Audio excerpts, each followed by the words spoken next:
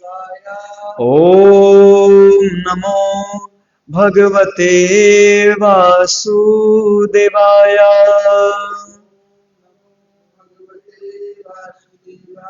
ओम नमो भगवते वासुदेवाय।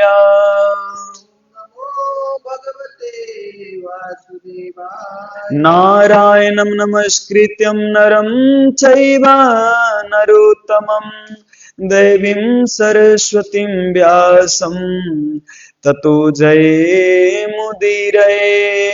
नष्टप्रायेषु अभद्रेषु नित्यं भागवत सेवया भगवती उत्तमा श्लोके भक्तिर्भव लंगायते तारिणम। श्री चैतन्य ईश्वरम हरि ओम तत्सत हरि ओम तत्सत हरि ओम तत्सत।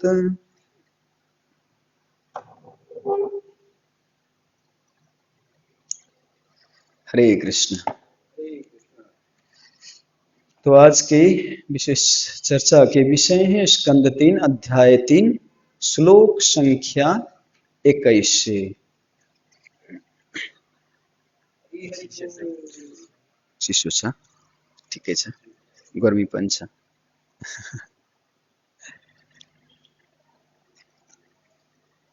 कुर्ता भिजाउँछ जस्तो लाग्छ। हरे कृष्ण। इमं लोकं मम चैव रसयन्मुसुतरां यदुन् रीमे छन्दया दत्त छनै स्त्री छना सहृदय। इमं लोकं ममुं चैव रसयं सुतरां यदुन् रीमे छन्दया दत्त छनै स्त्री छना सहृदयः। इमं लोकं मम चैव रामायण सुतरां रीमे छन्दया दत्त छनै स्त्री छन सहृदय। रीमे छन्दया दत्त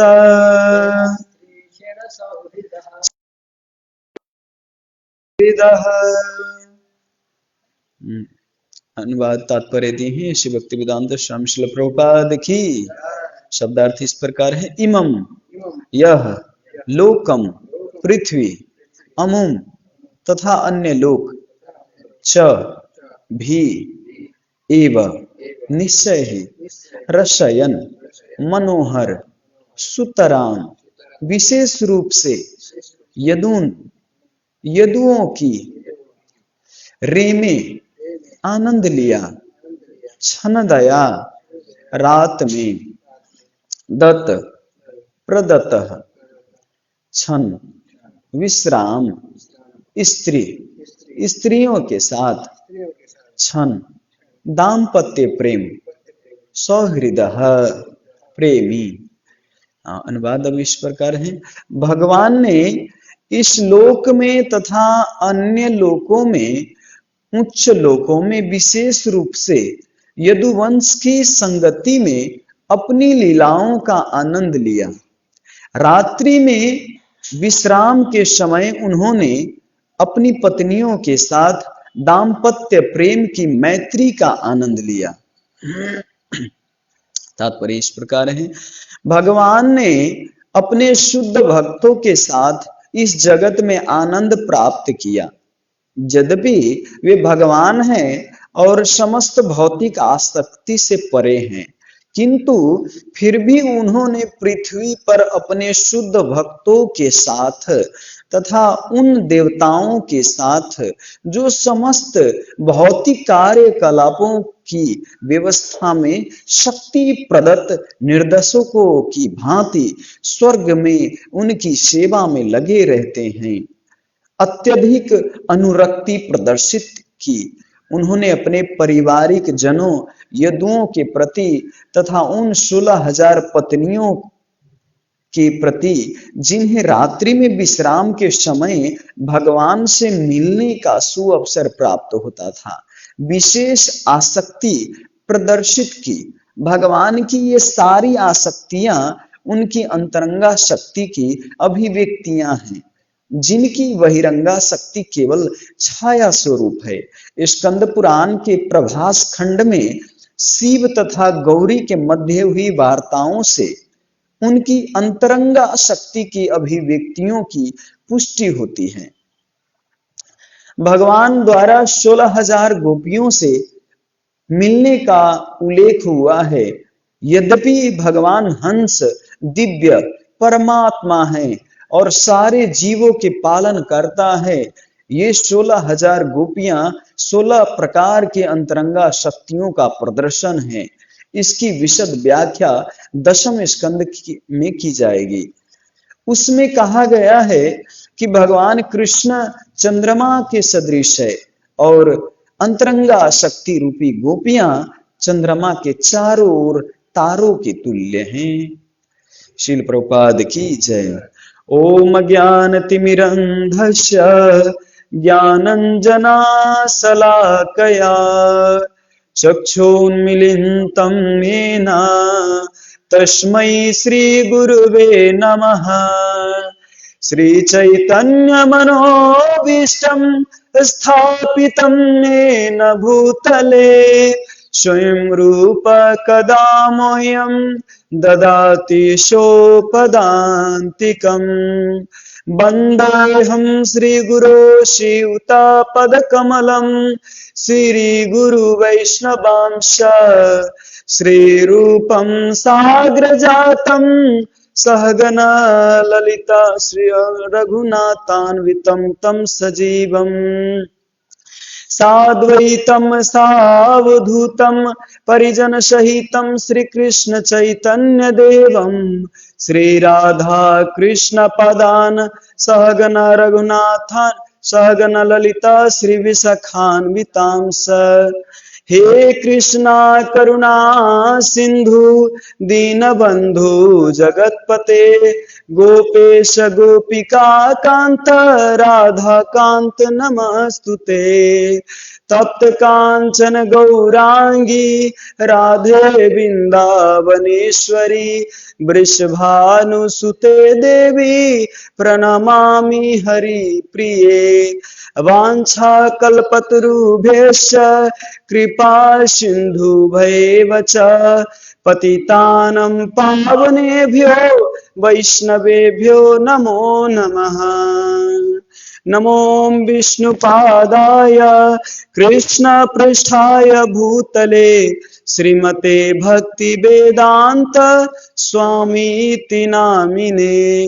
नमस्ते सरस्वती देवे गौरवाणी प्रचारिणी निर्विशेष शून्यवादी पाश्चात्य देश तारिणी। जय श्री कृष्ण चैतन्य प्रभु नित्यानंद श्री अद्वैत गदाधरा शिवासादि गौर भक्तबिंद।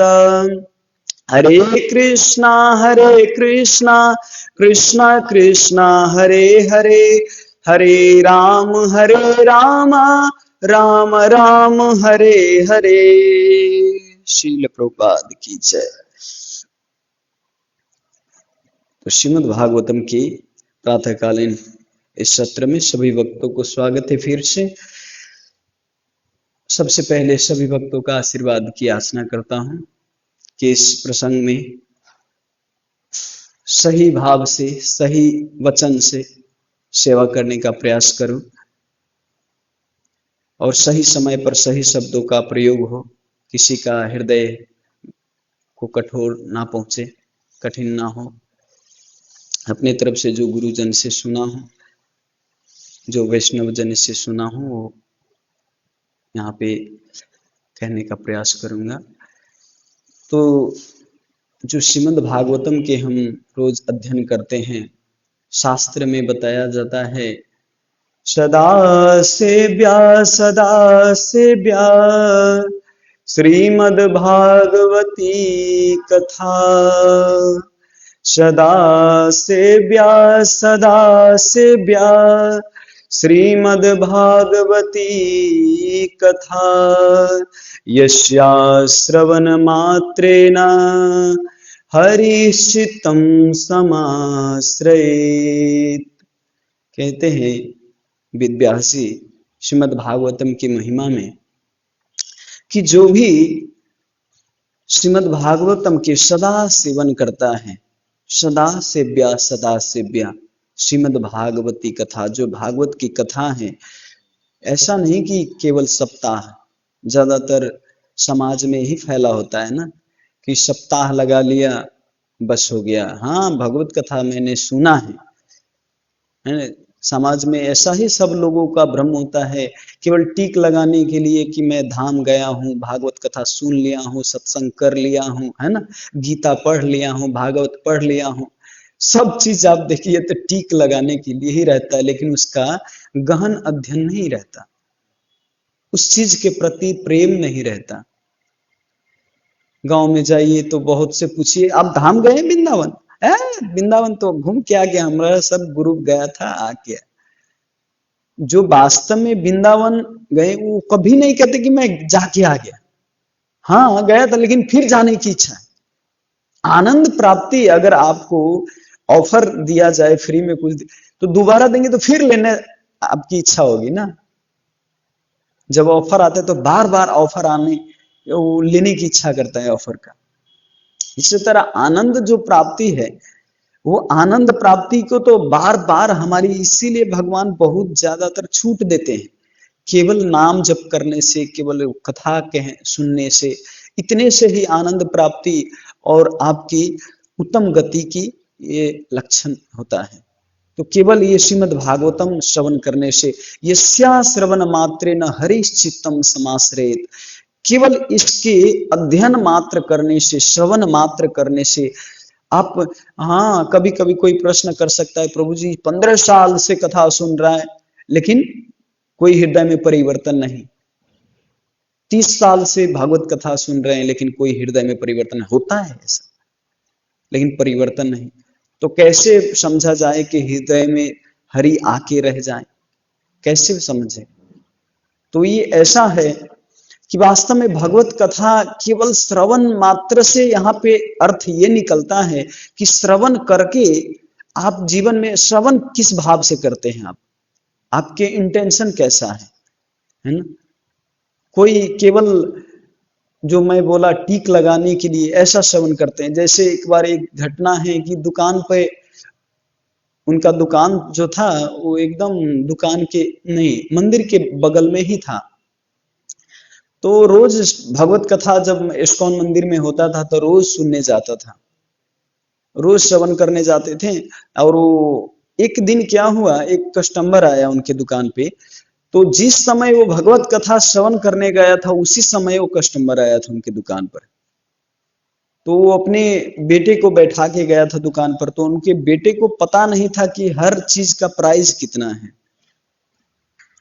तो उनके बेटा बोला कि रुक जाइए, थोड़ा देर रुकिए, मैं अपने पिताजी से पूछ के आता हूं और तब आपको बताऊंगा कि इसका प्राइस कितना है।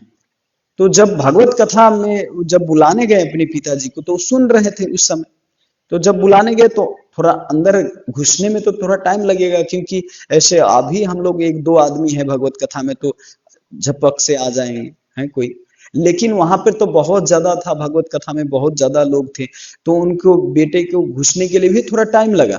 तो उतने ही टाइम में वो श्रवण किया कि गौ माता का श्रवण करना चाहिए, नहीं गौ माता का सेवा करना चाहिए, गौ माता का जो भी रक्षा करता है वो गोविंद उनकी रक्षा करता है। कथा में ये चल रहा था, उनके बेटा ने श्रवण किया, उनके बाप ने भी श्रवण किया। लेकिन वो प्राइस पूछ के अपने बाप से और आ गए दुकान पर, देखते हैं तो कस्टमर चला गया, लेकिन गौ माता वहां पर आ गए थे। जितने भी मकई का, गेहूं का, जितना भी वहां पे सामान सब था, गौ माता खा रहे थे। तो खा रहे थे तो इस बच्चे को लगा कि अरे मैं तो अभी अभी भगवत कथा में श्रवण किया कि जो भी श्रवण करते हैं और जो भी गौ माता का पालन करते हैं, रक्षा करते हैं, खिलाते हैं, उनकी गोविंद रक्षा करते हैं। तो ये अच्छा बात है। और जब आओ, वो जितना बोरा में सामान सब था, वो क्या कहते हैं, गेहूं, मकई, धान जो भी था गौ माता के खाने के लिए, वो और उझिल उझिल के खिलाने लगे। क्यों? क्योंकि वो कथा में श्रवण किया। तो देखिए, कथा में श्रवण किया और तुरंत अपने जीवन में लागू, उसको मतलब अपने हृदय में लागू कर लिए, परिवर्तन लाने के लिए। जब उनके पिताजी आए तो देखते हैं तो दुकान में चारों तरफ विध्वंस है हुआ। ये बेचने के लिए रखा है, लेकिन ये गौ माता को खिला रहे हैं। तब जाके अपने पुत्र को डांटते हैं कि क्या कर रहा है तू, बुद्धि नहीं है तुम्हारे पास, दुकान है चलाने के लिए, बेचने के लिए ऐसे फ्री में, तो डांटते हैं। तो उनके बेटा बोलते हैं, पिताजी अभी आपने भगवत कथा में श्रवण किया, मैं भी श्रवण किया, तो इसीलिए मेरे को लगा कि गौ माता का सेवा करना, केवल आज ही एक दिन मात्र ही केवल मैं भगवत कथा श्रवण कर पाया, आप तो रोज जाते हो। तो देखिए, इनके पिताजी में और इनके बेटा में क्या अंतर है। इनके पिताजी कई सालों से भगवत कथा सुनते आ रहे थे, लेकिन एक भी जीवन में लागू नहीं किए थे, है ना। इनके पिताजी कहते थे इस कान से सुन और इस कान से निकाल दो, इसीलिए इस कान हो थे। ये बेटा बोला कि अरे बाप रे बाप, ऐसे तो बहु जन्म करी यदि श्रवण आर कीर्तन, तभी तो न पाए कृष्ण पदी प्रेम धन। अनेकों अनेकों जन्म तक आप करेंगे, लेकिन वास्तव में हाँ, उत्कृष्ट जन्म मिलेगा आपको इस संसार में, है ना, उत्कृष्ट, क्योंकि भगवान के नाम जप करने से, भगवत कथा श्रवण किए हैं तो अधोगति तो नहीं होगा आपका, अधम गति जो होता है, नरक में नहीं जाना पड़ेगा, लेकिन आप तो सुख प्राप्ति अवश्य करेंगे, है ना, लेकिन भगवान की प्रेम प्राप्ति नहीं कर पाएंगे। तबे तो न पाए कृष्ण प्रेम धन, है ना। प्रेम धन जो है ये मिलना बहुत मुश्किल है, और सब मिल जाएगा लेकिन प्रेम धन नहीं मिलेगा आपको। इसके लिए तो जीवन में परिवर्तन लाने के लिए ये जो सदा श्रवण करते हैं, इसको हरि अगर चित्त में लाना चाहते हैं तो अपने जीवन में एक बात को भी, आज जो भी वेद व्यास जी के इस कथा से सुन के आप जा रहे हैं, इस श्रीमद् भागवतम से एक चीज आपको जो भी अच्छा लगा हो अपने जीवन में लागू करने का प्रयास कीजिएगा। तो एक एक दिन अगर रोज लागू करेंगे तो इतने दिन में तो कहीं हो जाएगा, बैटरी खत्म हो गया तो इतने दिन में तो बहुत सारे लागू हो जाएगा। तो इसीलिए कहते हैं रोज सदा सेव्या श्रीमद् भागवती कथा। तो हम लोग श्रील प्रभुपाद जी की कृपा से रोज श्रवण कर सकते हैं और कर पा रहे हैं। तो आज के श्लोक में कह रहे हैं कि भगवान ने इस श्लोक में तथा अन्य लोकों में विशेष रूप से यदुवंश की संगति में अपनी लीलाओं का आनंद लिया। अपने यदुवंश के जितने पार्षद थे, भगवान सभी सखाओं के साथ, जैसे हम अपने गांव में रहते हैं तो अपने सखाओं के साथ आनंद लेते हैं, अपने मित्रों के साथ, है ना, वैसे ही भगवान अपने यदुवंश में जब अवतार लिए तो सब यदुवंशी के साथ एकदम प्रकट लीला, सब ऐसा बताया जाता है प्रभु जी कि जैसे गोपियां के साथ सब गोपियां को लगता था कि कृष्ण मेरे साथ है, अपने अनेकों रूप में विस्तार किए थे, उसी तरह हर एक यदुवंशी के साथ एक एक रूप में कभी कभी रहते थे, और हर एक यदुवंशी को लगता था कि भगवान मेरे साथ है, उनको लगता था कि मेरे साथ है। तो इसीलिए पहले कभी भी यदुवंश में झगड़ा नहीं हुआ। आप कभी भागवत कथा पढ़िए, चाहे महाभारत पढ़िए, यदुवंश का झगड़ा पहले नहीं हुआ। जब भगवान की इच्छा हुई इस संसार से जाने की, तो कोई, अब इतना प्रेम है यदुवंश में कि ये तो झगड़ा करेगा नहीं, इस संसार से तो जाने की कोई उपाय, तो अपने पार्षदों को जल्दी से जल्दी इस संसार से ले जाने के लिए कुछ उपाय रचे और अपने ही यदुवंशी में विध्वंस होके चले गए। लेकिन यहाँ पे जो श्लोक में बताया कि अपने संगति में, यदुवंश की संगति में भगवान ने लीलाओं का आनंद लिया।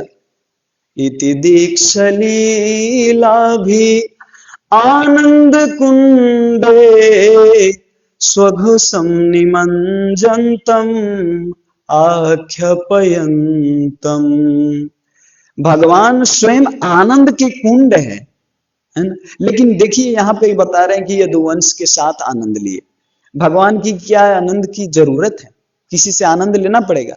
नहीं, हम लोगों को जरूरत है। यदुवंशों को, जो पार्षद है, उनको जरूरत है ना। ब्रह्मांड के जितने आनंद है, जितना आनंद है, वो सब आनंद को एक किया जाए, फिर भी भक्ति का जो आनंद है उसका एक कण भी नहीं होगा। जो भक्ति का आनंद है, जो प्रेम का आनंद है। इसीलिए वास्तव में कहते हैं इस संसार में सबसे बड़ा धनी व्यक्ति कौन है ना। सबसे धनी व्यक्ति बताए जाते हैं जिसके पास बड़ा बंगला हो, गाड़ी हो, है ना, ऐश्वर्य हो खूब, उसको बताते। लेकिन शास्त्र बताते हैं कि जे राधा कृष्ण प्रेम अन्यर से बड़ धनी, है ना। रामानंद राय चैतन्य महाप्रभु से कहते हैं कि संपत्ति मध्य कौन संपत्ति गनी, राधा कृष्ण प्रेम अन्यर से बड़ धनी। जिनके पास राधा कृष्ण का प्रेम है, भक्ति का प्रेम है, वास्तव में वो व्यक्ति सबसे बड़ा धनी व्यक्ति माना जाता है। तो प्रेम, जो भक्ति वाला प्रेम है ना प्रभु जी, ये बहुत पराकाष्ठ चीज है। ये कोई चानसुने बात नहीं है, चानसुन चीज नहीं है। इस संसार में हम कल्पना करते हैं कि जो सेक्स का आनंद वैसा आनंद होगा, जो बच्चा का आनंद है वो आनंद होगा। हम लोग इस संसार में जो देखते हैं उसी आनंद को भगवान के आनंद से तुलना करते, क्योंकि हमारे पास कुछ उदाहरण तो है नहीं। इसीलिए यहाँ पे प्रभुपाद जी तात्पर्य में भी बताते हैं कि भगवान के मुख कमल, भगवान के चरण कमल, कमल से तुलना हुआ, चंद्रमा से तुलना करते, चंद्र कमल, है ना। भगवान आप जाइए मायापुर में तो मायापुर चंद्र उदय मंदिर नाम है, क्योंकि चंद्रमा की तुलना इसीलिए किया जाता है कि शीतलता प्रदान करते हैं चंद्रमा। उसी तरह भगवान भी संसार को कल्याण की शीतलता प्रदान करते हैं। तो यहाँ पे अब आगे बताते हैं कि रात्रि में विश्राम के समय उन्होंने अपने पत्नियों के साथ दाम्पत्य प्रेम की मैत्री का आनंद लिया। देखिए शुरू में बताएं कि यदुवंश के साथ, अपने सखाओं के साथ जो आनंद की प्राप्ति हुई, अब दूसरे में बता रहे हैं कि अपने पत्नियों के साथ रात्रि में विश्राम के समय आनंद की प्राप्ति हुई। मतलब जो गृहस्थ जीवन का आनंद है वो अपने पत्नी से बात करते या जो भी वार्तालाप होता उसका आनंद लेते थे। तो यहाँ पे प्रभुपाद जी ये समझा रहे कि भगवान के आनंद की जरूरत नहीं है, लेकिन जितने भी उनके पार्षद है, जितने भी प्रेमी हैं, उनको तो आनंद की जरूरत है। तो गोपियां जितने भी थी सब कोई भगवान के, इसमें बताते हैं प्रभुपाद जी कि भगवान के स्वयं अंश थे। सब जितने पत्नी थी, जितने यदुवंश थे, सब पार्षद और अपना अंश था। तो इनके साथ जो आनंद की प्राप्ति हुआ, ये आनंद की प्राप्ति भगवान की जरूरत नहीं, लेकिन इनके भक्तों को तो जरूरत है। अब आगे यहाँ प्रभुपाद जी बताते हैं कि भगवान ने अपने शुद्ध भक्तों के साथ इस जगत में आनंद प्राप्त किया। यद्यपि वे भगवान हैं और समस्त भौतिक आसक्ति से परे हैं। इस संसार में कोई आसक्ति है भगवान की? 16,108 रानियां होते हुए भी कोई आसक्ति नहीं था भगवान का, किसी के प्रति आसक्ति नहीं था। इवन अपने पुत्र से लेके किसी का भी, भगवान अगर आसक्ति होते तो घमंड, मतलब किसी का दंड देते, किसी को, अपने पत्नी तक को दंड देते हैं भगवान, है ना। अपने गणूर जी जो वाहन है उनको भी दंड देते हैं भगवान। जो सुदर्शन चक्र सिक्योरिटी गार्ड हर समय रहते हैं उनको भी दंड देते हैं भगवान, है ना। एक बार ऐसा ही हुआ द्वारिका में, जब सत्यभामा जी सोचने लगे कि मेरे से सुंदर तो कोई नहीं है, है ना। गरुड़ भी सोचने लगा कि मेरे से ज्यादा तो मन की गति में कोई नहीं चल सकता। गरुड़ जी भी अपने अहम में थे कि मैं तो मन की गति से चलता हूं, भगवान के पर्सनल वाहन हूं मैं, तो अपना इनका अपन अहम था। और सुदर्शन चक्र सोच रहे थे कि मैं सबको एक क्षण में काट सकता हूं, भगवान की अपना पर्सनल उनके अस्त्र हूं मैं। तब और तेजोमय, मेरे से ज्यादा तेजोमय कोई नहीं है। तब जाके भगवान कृष्ण को, भगवान कृष्ण तो अंतर्यामी है कि इनके अंतर में क्या चलता है सब भगवान को पता होता है। आप माला जप करते हो दिखाने के लिए, तो भगवान को किसको ठग रहे हो आप, है ना। तो भगवान को तो पता चल ही जाता आपके अंदर क्या चल रहा है ना। मंदिर आ रहे हो क्या इंटेंशन से आ रहे हैं, आपका इंटेंशन क्या है। हमको हमको आप धोखा दे सकते, इंसान को धोखा दे सकते हो भाई, भगवान को धोखा मत नहीं दे सकते ना। भगवान तो, भगवान से बड़ा छलिया कौन है। भगवान को अगर छलने जाओगे तो खुद अपने आप को छल जाओगे। ये भगवान को छलने और भगवान को चैलेंज करना वैसा ही है जैसे सूरज पर थूक फेंकना, आकाश में थूक फेंकना, है ना। जो आकाश में अगर थूक फेंकेंगे तो किसके ऊपर आएगा, अपने ही ऊपर आएंगे। तो उसी तरह भगवान को अगर कोई चैलेंज करता है तो वो खुद बेचारा चला जाता है। तो वैसे ही यहां पर भगवान सबके अंतर में क्या चल रहा था पता था। तो देखिए भगवान एक बात नहीं सहन कर सकते, अपने जो प्रिय भक्त होता है ना, जो जितना प्रिय होता है उतना उनका अगर थोड़ा सा भी कण अगर उनके अंदर अहम आता है, घमंड आता है, तो उनको नष्ट कर देते हैं भगवान। क्योंकि प्रिय व्यक्ति को ही दंड दिया जाता है ना। अब आप रास्ते में चलते हो तो किसी को डांटते हैं, किसी को बोलते हो है भाई ऐसा क्यों, ऐसा कपड़ा क्यों पहना है ना, ऐसा क्यों बोल रहा है, पान क्यों खा रहा है, पराग क्यों खा रहा है, सिगरेट क्यों पी रहा है, बोलते हो नहीं। लेकिन अपना कोई भाई अगर पी रहा हो तो एक झापड़ देंगे उनको, है ना। अपना अगर आपका पुत्र हो तो एक झापड़ दे सकते हैं। अगर आपकी कोई घर में कोई गलती करता है तो आप बोल सकते हो, उस पर डांट सकते हो, सुधारने का प्रयास कर सकते हो, लेकिन दूसरे तो नहीं, क्योंकि आप उनको मानते हो, अपना मानते हो, है ना। इसीलिए आपके वो उनके ऊपर करुणा आती है, अरे ये ऐसा करेगा तो ये बिगड़ जाएगा ये, है ना। तो करुणा आती है, इसीलिए उनको दंड देते हैं। माँ जब दंड देती है तो क्या वो गुस्से से दंड देती है, प्रेम, उनके अंदर प्रेम रहता है ना। इसी तरह भगवान अपने पार्षदों को जब दंड देते हैं तो वो कृपा, बहुत बड़ी कृपा होता है। जब आपके जीवन में प्रभु जी दंड और दुख आ रहा है ना, तो सोचिए भगवान की कृपा आपके ऊपर बना हुआ है। भगवान स्वयं कहते हैं ना, यस्याहम अनुगृहामि हरिष्या तद्धनम शनै ततो धनम त्यजन्त्यस्य सो जना दुःख दुःखितम। यस्या अहम अनुगृहामि, जिन पर मैं कृपा करना चाहता हूं, है ना। यस्या अहम अनुगृहामि हरिष्य धनम शनै, मैं उनका धन हरण कर लेता हूं, है ना। ततो धनम त्यजन्ते अस्य स्वजना दुःख दुखितम। और केवल धन ही नहीं, आपके पुत्र संबंधी सबको हरण कर लेते हैं, है ना। एक बार अर्जुन और भगवान कृष्ण जा रहे थे ऐसे ही, रास्ते में युद्ध के बाद की बात है, महाभारत में ये कथा है। तो अर्जुन और भगवान कृष्ण जब जा रहे थे रास्ते में, तो एक बुढ़िया थी, बेचारा उनके घर में कुछ नहीं था, एक बूढ़ी गाय था, कुछ व्यवस्था नहीं था, लेकिन बूढ़ी गाय था, उनका दूध दोहन करते थे, उसी से उनका जीवन चारा चलता था। तो भगवान और भगवान को अर्जुन कहते हैं कि भगवान आप अपने भक्तों पर तो बहुत कृपा करते हैं, है? तो ये बुढ़िया जो है ये बेचारा बहुत गरीब है, इनको इनके ऊपर थोड़ा कृपा कर दीजिए। तो भगवान कहते ठीक है चलते हैं इनके घर में।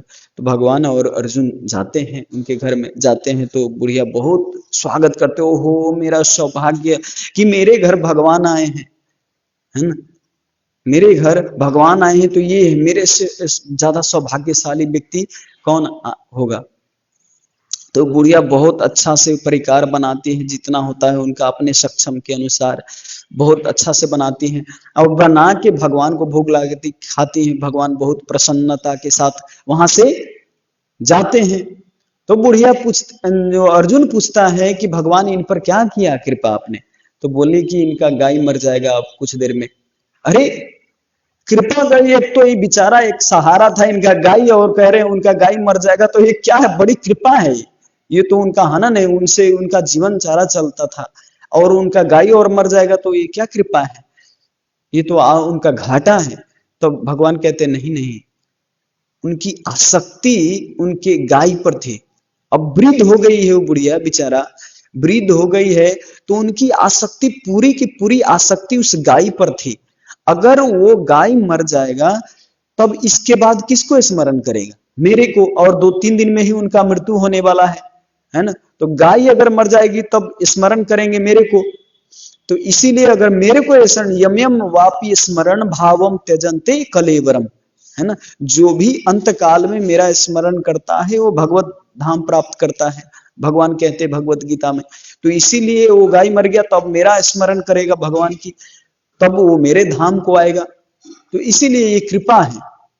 तो भगवान की कृपा समझने के लिए बड़ा मुश्किल है। ऐसी कृपा चाहिए आप लोगों को, चाहिए चाहिए प्रभु जी ऐसी कृपा। हाँ।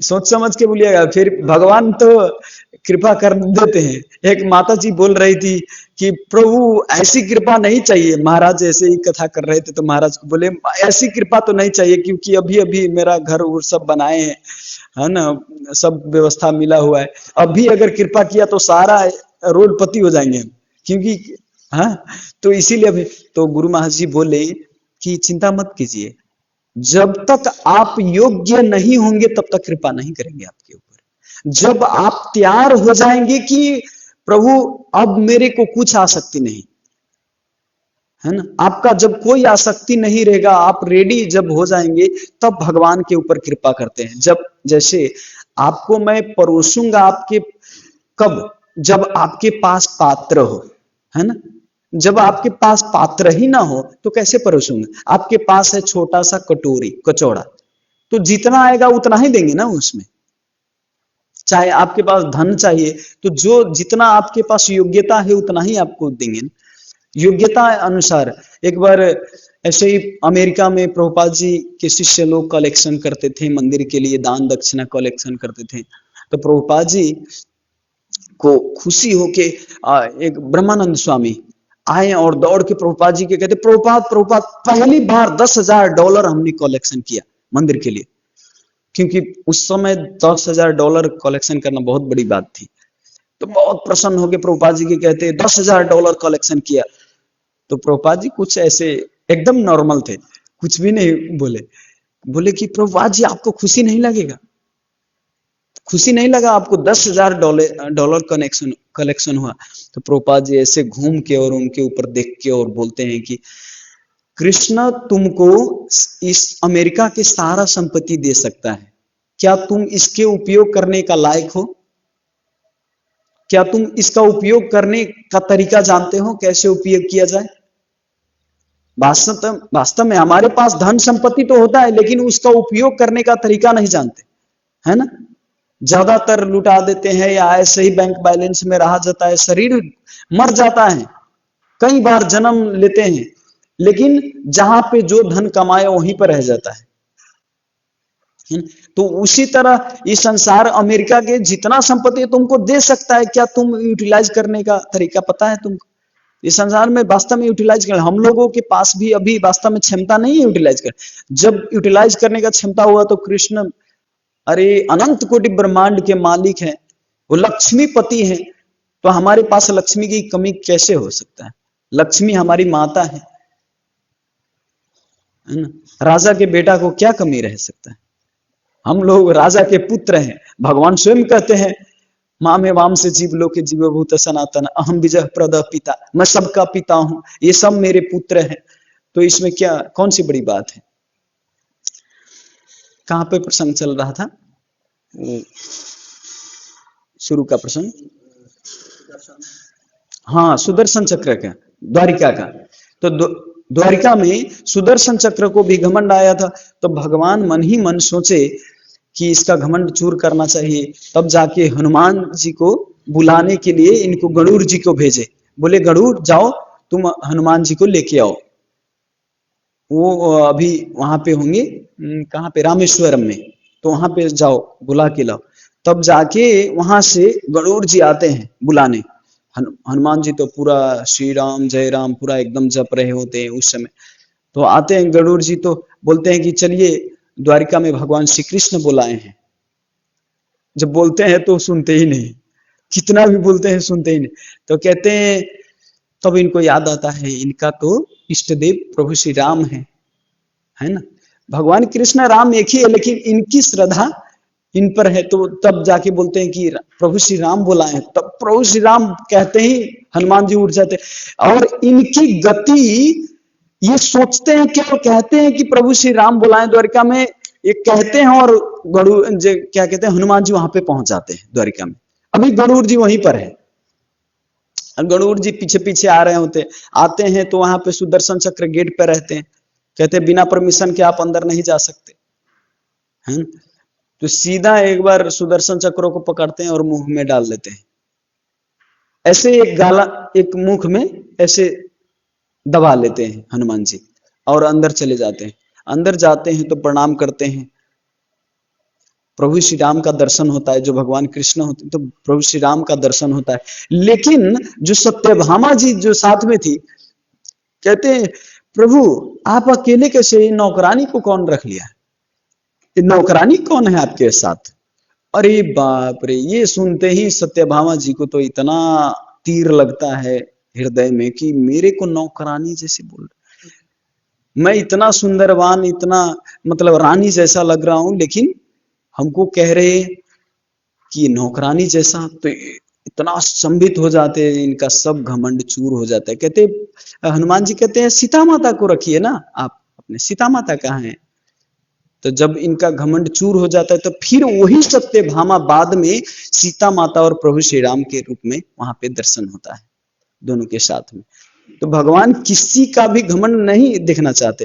तो जो भी आनंद यहाँ पे भगवान भक्त से आनंद लेते हैं और भक्त को आनंद देते भी हैं। वैसे भगवान आनंद के कुंड है, भगवान की जरूरत नहीं, भगवान को जरूरत नहीं आनंद की, लेकिन फिर भी भक्त को आनंद देने के लिए अपने को भी दिखाते हैं कि मैं भक्त से कितना प्रेम करता हूं। यही दिखाने के लिए भगवान आनंद ऐसे करते हैं। तो यहाँ पे आगे बताते हैं प्रभुपाद जी, यदुओं के प्रति तथा 16,000 पत्नियों के प्रति जिन्हें रात्रि में विश्राम के समय भगवान से मिलने का शुभ अवसर प्राप्त होता था, विशेष आसक्ति प्रदर्शित की। यहाँ पे गृहस्थ जीवन में एक आसक्ति होती है, ये प्रदर्शित की। यहाँ पे नहीं बता रहे कि भगवान आसक्त थे, प्रदर्शित की मतलब ऐसा दिखाएं संसार को कि भगवान आसक्त थे पत्नियों पर और यदुवंशियों पर। भगवान को ये सारी आसक्तियां उनकी अंतरंगा शक्ति की अभिव्यक्तियां हैं, है ना। जैसे अंतरंगा शक्ति मतलब उनकी गोप्य योग माया बताया जाता है ना। योग माया की उनकी लीला है। एक माया होता है, माया का अर्थ ही होता है जो नहीं है उसको माया कहते हैं, जो नहीं है उसको माया कहते हैं। लेकिन योग माया जो होता है ये भगवान की लीला रचने में, भगवान को लीला करने में सहयोग करती है, ये होता है। लेकिन मायावादी लोग कहते हैं नहीं, संसार में सब कुछ झूठा है, सब कुछ, क्योंकि हम शरीर नहीं आत्मा है, तो जो हम जो बोलते हैं वो भी तो झूठा है। जैसे आप मरुभूमि में जाओ तो पानी दिखता है लेकिन पानी नहीं होता। तो प्रभुपाद जी यहाँ पे समझाते हैं, अरे पानी दिखता है, पानी का भ्रम होता है, लेकिन ऐसा थोड़ी है कि पानी कहीं भी नहीं है। पानी तो कहीं ना कहीं है, तभी तो बताया जा रहा है ना।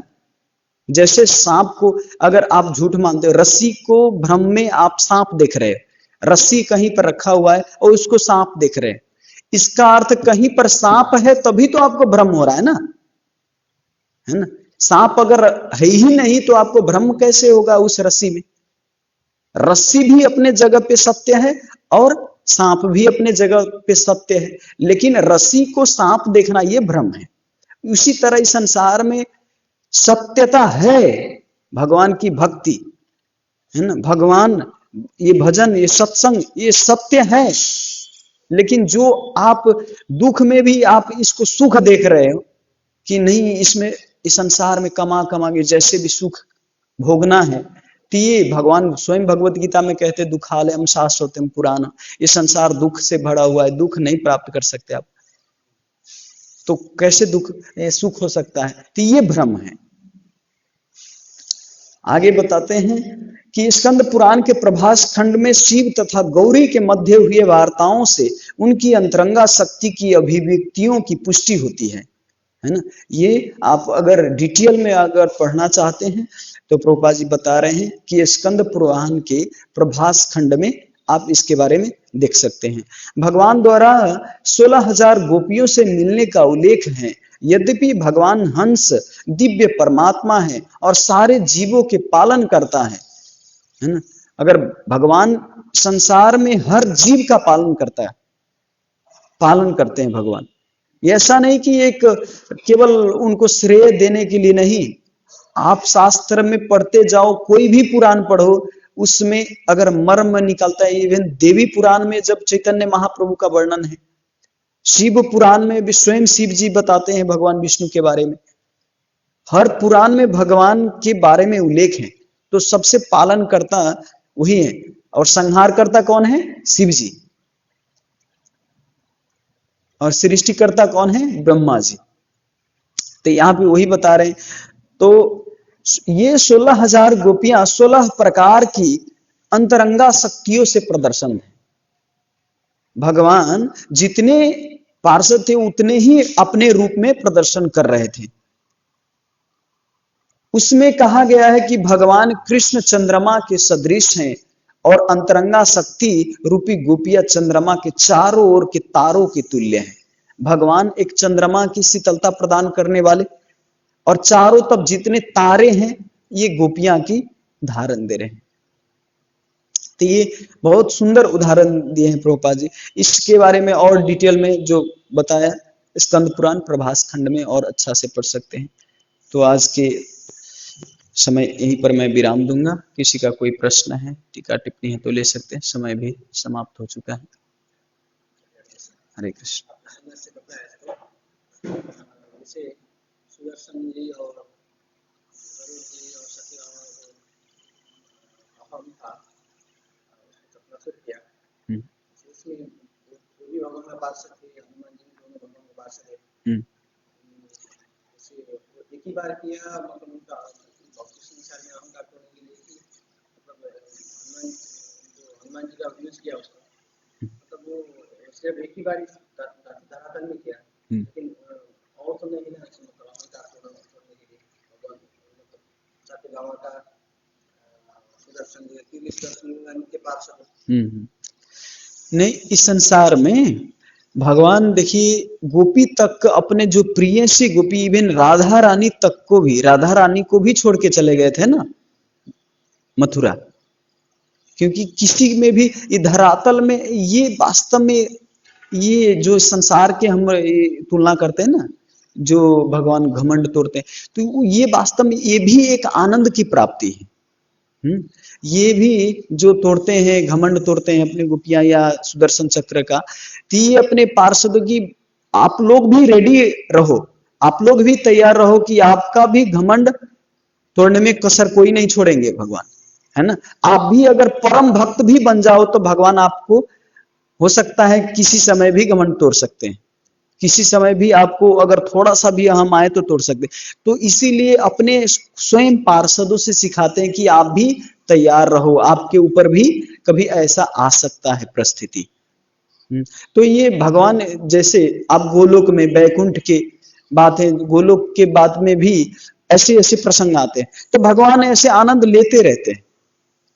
लेकिन इस आनंद से बद्ध जीव को सीखना चाहिए, जो क्या कहते हैं, एक नित्य पार्षद जो है, जितने भी भगवान के अपने नित्य पार्षद है, और एक बद्ध जो है, बद्ध जीव जो है और नित्य जीव होता है। तो नित्य जीव जितने हैं उनके लिए ये सब की जरूरत नहीं है ना। लेकिन उसी नित्य जीव के साथ ये सब लीलाएं करके बद्ध जीव को सिखाना चाहते हैं, क्योंकि बद्ध जीव को उद्धार करना है संसार से। है। तो इससे हम सीख सकते हैं, और इसीलिए शास्त्र में ऐसा वर्णन है। प्रभु जी एक सिंपल उदाहरण, जैसे पत्नियों के बारे में इतना डिटेल में दिया गया है कि भगवान अपने पत्नियों के साथ आनंद लिए। मानिए अगर किसी का नाम टोक दिया जाए इस संसार के व्यक्तियों का, तो क्या उसको बुरा नहीं लगेगा? लगेगा ना। लेकिन भगवान स्वयं अपने ही उदाहरण से सिखा रहे हैं, है ना। किसी का उदाहरण नहीं लिए, इस संसार के किसी का उदाहरण नहीं दिए, भगवान स्वयं अपने लीला से सिखाए, क्योंकि किसी को बुरा भी ना लगे। ये तो एक सुनाने में कोई अंतरंग लीला कैसे कोई बता सकता है किसी को, है ना। लेकिन भगवान यहां पे बता रहे हैं, अपने चरित्र से सिखा रहे हैं। तो बड़े लोगों का वास्तव में यही आदर्श है कि अपने ही चरित्र से, अपने ही आदर्श से दूसरों को सिखाते हैं, है ना। हरे कृष्ण। श्रील प्रभुपाद की, अनंत कोटि वैष्णविंद की, श्रीमद् भागवत महापुराण की।